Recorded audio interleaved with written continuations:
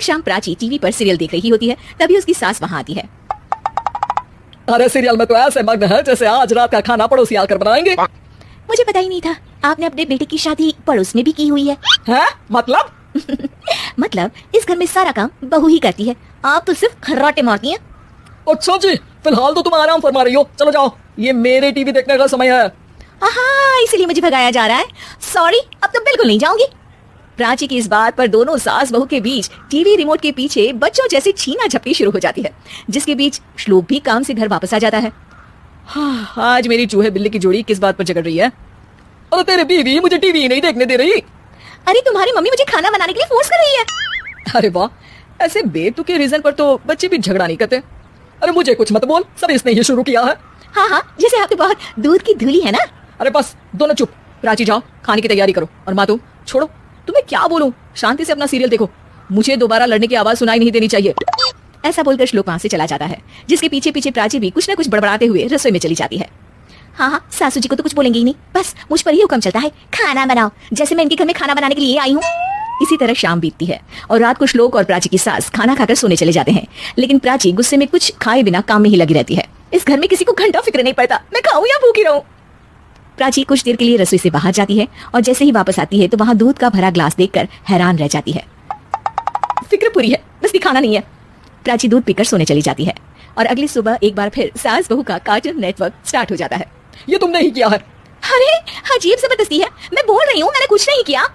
दोनों ने मिलकर पूरे घर को पागल खाना बनाया हुआ है, यहाँ कोई नॉर्मल इंसान तो रह ही नहीं सकता, इसीलिए अब पड़ोसी क्या रिश्तेदार भी घर आने से कतराते हैं। और सुन बेटे, तू भी चंगा, तेरी माँ भी चंगी, तेरी बीवी भी चंगी, रिश्तेदार।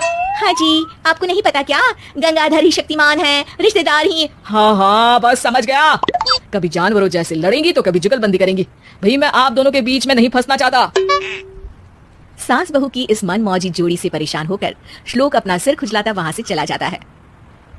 चलो अब मैं भी कीर्तन में जा रही हूँ।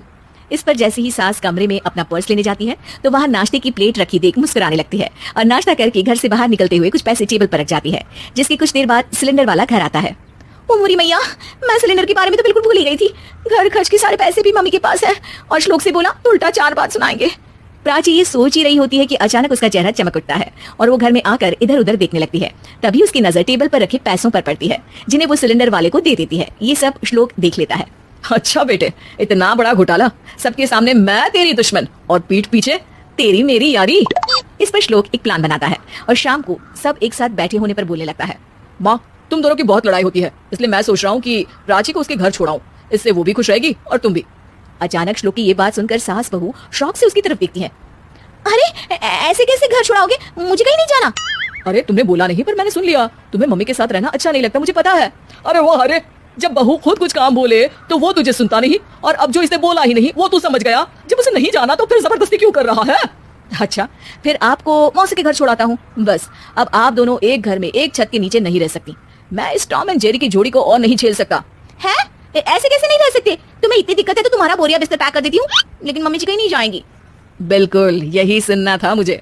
अगर दोनों में इतना ही प्यार है फिर हर वक्त ये लड़ाई का नाटक क्यों करती हो? देखा मैंने कैसे माँ किचन में दूध रखती है और तुम उनके लिए कमरे में नाश्ता रखती हो, और कैसे वो पहले ही तुम्हारी दिक्कत समझकर घर में पैसे रखकर बाहर जाती है। अरे भाई, इतना ड्रामा तो डेली सोप में भी नहीं होता जितना तुम दोनों ने इस घर में फैलाया हुआ है। तू हमें टॉम एंड जेरी बोलता है ना, तो याद कर वो दोनों भी एक दूसरे को बाहर वालों की बुरी नजर से बचाने के लिए हमेशा सबके सामने लड़ते थे, लेकिन अकेले में दिक्कत के समय मदद भी तो करते थे। बस हमारा रिश्ता भी कुछ ऐसा ही है। और वैसे भी अगर सास बहू में तू मैं नहीं होती तो दुनिया वालों को कहानियां कैसे मिलेंगी?